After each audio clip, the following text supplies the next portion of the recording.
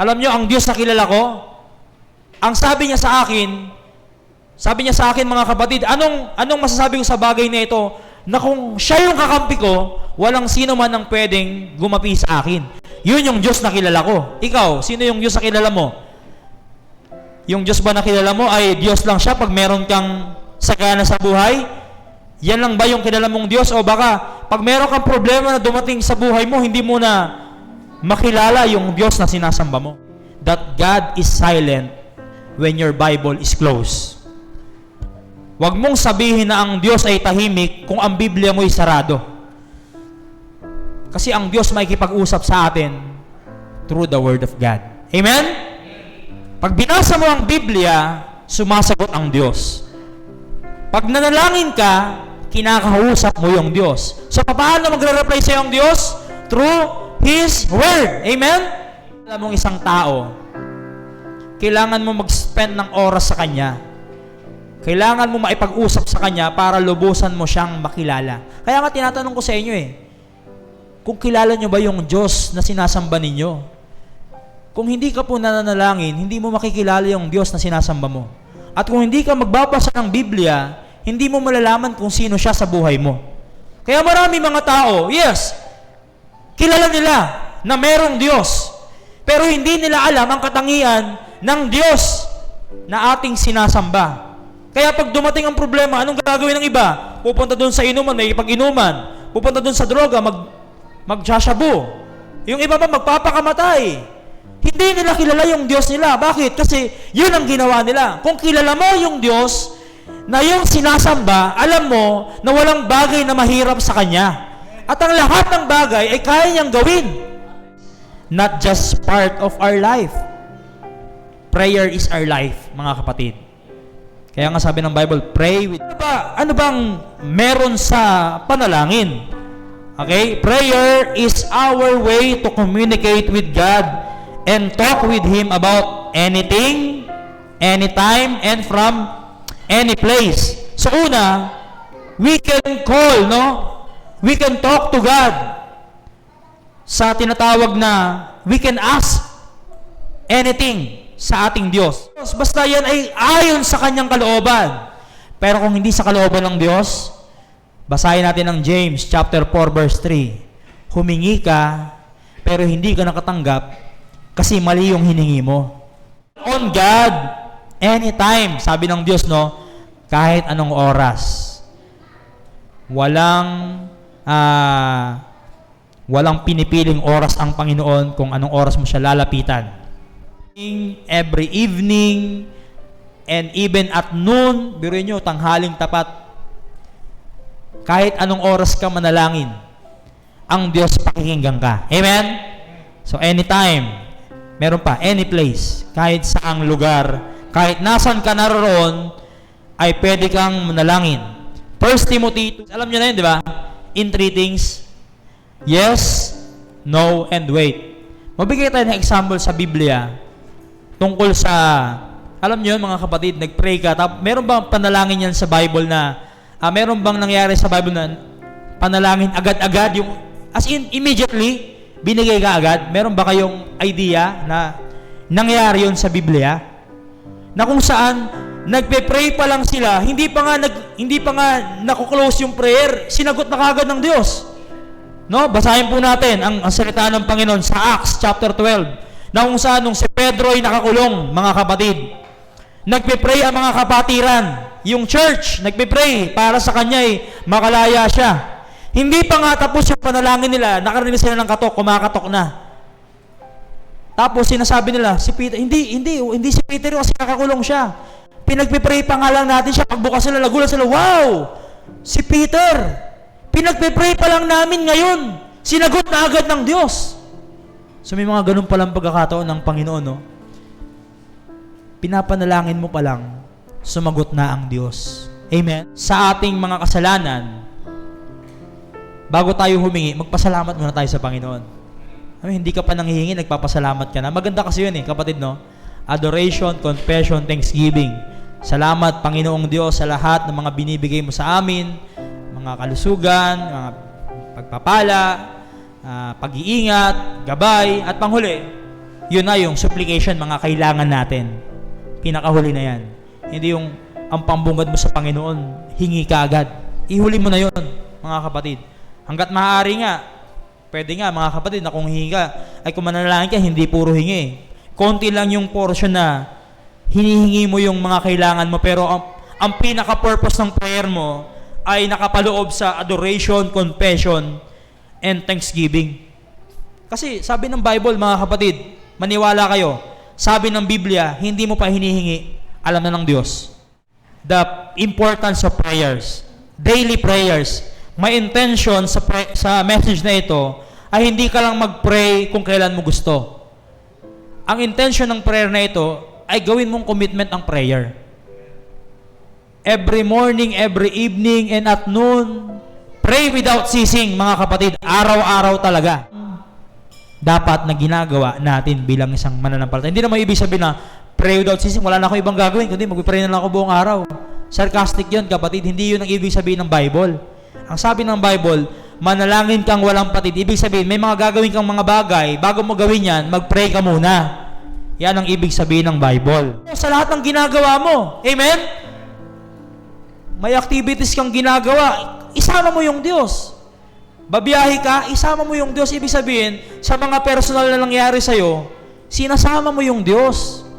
At napakaganda niya, kapatid, kasi pagkasama mo ang Diyos, wala kang bagay na ipapangamba kasi andyan ang Diyos kasama mo eh.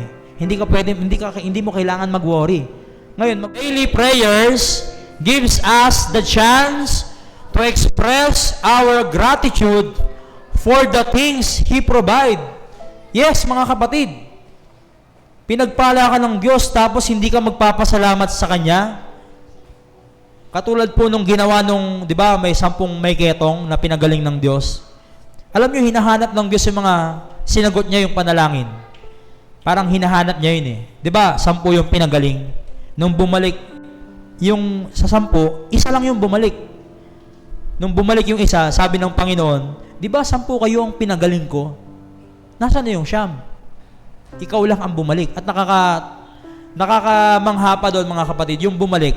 Kasi sa 10 na yon, yung 9 doon, mga Hudyo, yung isa, Samaritano. Yung Samaritano na yon, nung unang panahon kasi, pag ikaw po ay Samaritan, you are half Jewish and half Jew. Ibig sabihin, may discrimination. Hindi ka purong Hudyo.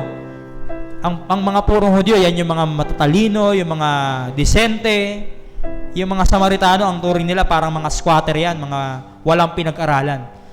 Minsan, kung sino pa nga yung hindi mo aakalaing magpapasalamat at babalik, yun pa talaga yung bumabalik sa Panginoon. Amen? Prayer provides the platform for confessing our sin and asking for help in overcoming that sin. Tingnan niyo po yung Psalms 32 verse 5. I acknowledge my sin unto thee. Aking inaamin ang aking kasalanan sa iyo. Kumbaga, nangungumpisal tayo, direkta na sa Diyos. Wala na pong pangungumpisal sa tao ngayon eh. Sa totoo lang. Tayo pag nagkakasala po tayo, hindi na tayo pupunta sa pari para aminin na yung mga kasalanan natin. Pwede na tayong dumirekta sa Ama, sa pamamagitan ni Kristo. Sapagkat siya ang tagapamagitan sa tao at sa Diyos. Kaya kung meron kang nagawang pagkakasala, yan yung magandang pagkakataon para lumapit ka sa Panginoon at humingi ka ng tawad. Sabi diyan, I acknowledge my sin unto thee, and mine iniquity have I not hid. I said, I will confess my transgressions unto the Lord, and thou art forgivest the iniquity of my sin. Prayer is an act of worship and obedience. Pray without ceasing.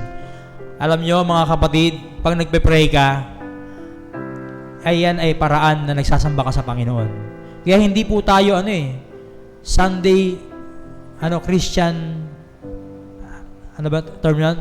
Sunday Christian only. Hindi tayo paglinggulan tayo Kristiyano, mga kapatid. Kristiyano tayo araw-araw. Amen? So, pag nagpe-pray ka araw-araw ka nagsasamba sa Panginoon. Kaya lang, iba lang talaga yung church, mga kapatid. Kasi baka magkaroon ka ng idea, ay, doon lang ako sa bahay, magpe-pray na lang ako. kahit wala sa church. Mali yun, mga kapatid. Ang glorious presence of God at ang nilaan niyang araw na kailangan kanyang matagpuan at maka-fellowship ay yung pinakaunang araw ng isang linggo. Ang tawag sa Sunday ay pinakaunang araw ng isang linggo.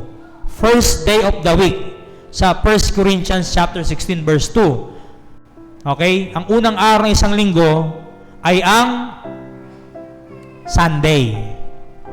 Sa Matthew 27 din, kailan nabuhay ang Panginoong Kristo sa mga patay? Sabi ng Bible, first day of the week. Kaya ang last day, pang 7 araw, kaya tinawag siyang Sabat. Saturday yun, pang 7 araw. Ang pinakaunang araw ay Sunday. Kaya yung pinakaunang araw sa isang linggo na ibibigay mo sa Panginoon, napakaganda po nun. Sunday, Kristiyano. Daily po, mga kapatid. Kaya daily prayers po ang kailangan po natin. Manalangin ng walang patid. Panglima, daily prayer is a way to acknowledge who is really in control of our lives. Sino ba talaga ang naghahari sa buhay natin? True prayers, mga kapatid, Lord, dakilang Diyos, Ama, na makapangyarihan sa lahat. Kasama sa panalangin mo, ikaw na pong bahala sa akin. Ikaw na po ang gumabay sa akin sa mga desisyon na gagawin ko at sa mga bagay na kung saan man ako pupunta, kayo na po ang manguna sa akin. So, ibig sabihin, you acknowledge who is really control in your lives. Hindi yung sarili mo. Hindi ka nagtitiwala sa sarili mo lang. Kundi nagtitiwala ka sa Diyos na kayang mag-control ng lahat ng bagay. Practical ways to develop a lifestyle of prayer. Number 1, open your heart and seek His presence first. Siyempre, hindi mo naman ito magagawa kung hindi mo bubuksan yung puso mo at hahanapin at sasalisikin mo ang kanyang presensya. Kasi kung without seeking God's presence, napaka-imposible mong magawa itong daily prayers na ito. Kaya unang-una muna, kailangan mo muna talagang kilalanin yung Diyos mo. Yun pinakaunang part yan, mga kapatid. Kailangan mo muna magkaroon ng personal na relasyon sa Kanya. Kailangan mo siyang tanggapin sa buhay mo bilang tagapagligtas. Kailangan mo munang pagsisihan ang kasalanan mo at aminin na siya ang iyong Diyos at tagapagligtas ng buhay mo. Kasi without salvation, kapatid, I doubt na magpe-pray ka araw-araw. Kasi ang prayer, yan po'y tulak ng Holy Spirit sa atin na gawin natin araw-araw. Mo na yon, isara mo lahat ng mga distractions. Doors of distractions. Iyan mo yan, i-close mo yan. No? Sometimes, ano na tayo? Wala na tayong oras sa prayers. Why? Mga kapatid, because we allow distractions in our life. Mag-aral, pero yung tipo na wala ka ng oras sa Diyos, may problema yun, kapatid. At yan, magtatampo ang Panginoon. Magagalit ang Panginoon sa atin. Then, pangatlo, be specific in your petitions and prayers. Siyempre, pag meron tayong hinihingi sa ating Panginoon, meron tayong ipinapanalangin, hindi man po particular din na hinihingi o pinapanalangin talaga, siyempre, be specific and be particular. Then, use scripture reference in your prayer. Sometimes, meron tayong nagde-devotion tayo, di ba? Nagpe-pray tayo yan. Kung meron tayong na devotion, yung ating word of God na nabasa, ipag-pray natin sa Panginoon na, dakilang Diyos, Lord God Almighty, itong salita na ito na aking binasa, nawa ito yung aking maging guide mo sa akin sa buong araw. Okay, then, panglima, trust God with the answers of your prayer. Wag mong diktahan ng Diyos kung kailan niya ibibigay pag nanalangin ka. Let God be God. Hayaan mo ang siyang magbigay sa tamang oras, sa tamang panahon. Subukan mong tumitig sa orasan at bantayan mo yung siguro 5 minutes lang, maiinip ka na. Pero kung hindi mo babantayan yung orasan, baka sabihin mo, ang bilis naman ng oras. Ang bilis, minsan niya, 2024 na pala. Kasi di mo binabantayan. Tama? Amen? Tingnan niyo si Jacob, nung naligaw siya kay Rachel. Yung 14 years sa kanya, sabi niya, parang ilang araw lang. Kasi hindi niya hinihintay yung hindi niya binabantayan. Hinahayaan niya ang Diyos ang magtakda sa tamang panahon kung kailan ibibigay yon. Amen? So sa panalangin natin, mga kapatid, may tamang panahon.